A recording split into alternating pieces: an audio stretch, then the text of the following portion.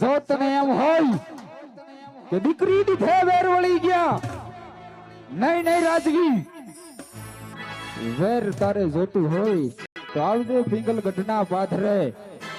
અરે વાત તો દૂર છે રવિ, પણ જ્યાં સુધી જો તારે પુત્રના પરણા નો થાય રાજવી, ત્યાં સુધી પિંગલગઢ સામુ નજર પણ ન કરતો રાજવી.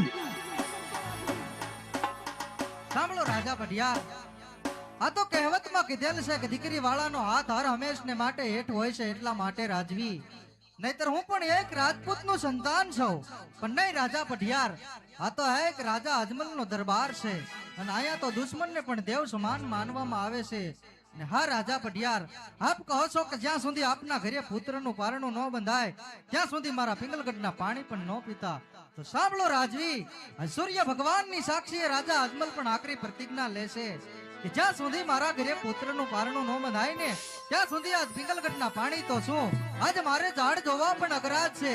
પરંતુ આજ એટલું યાદ રાખજો કે મારી દીકરીના સંબંધની બેડીઓ મારા હાથમાં જડાઈ ગઈ છે ને એટલા માટે રાજવી, નહીતર હું આપનો જવાબ યુદ્ધ ભૂમિની અંદર પણ આપી શકું તેમ છું રાજવી. આપ મારી દીકરીના સંબંધની બેડીઓ મારા હાથમાં જડાઈ ગઈ છે ને એટલા માટે રાજવી. નહીં નહીં નહીં રાજવી, જો તને પણ એટલું બધું જ અભિમાન હોય ને તો વેર લેવું હોય તો આવજે પિંગલગઢના પાથરે.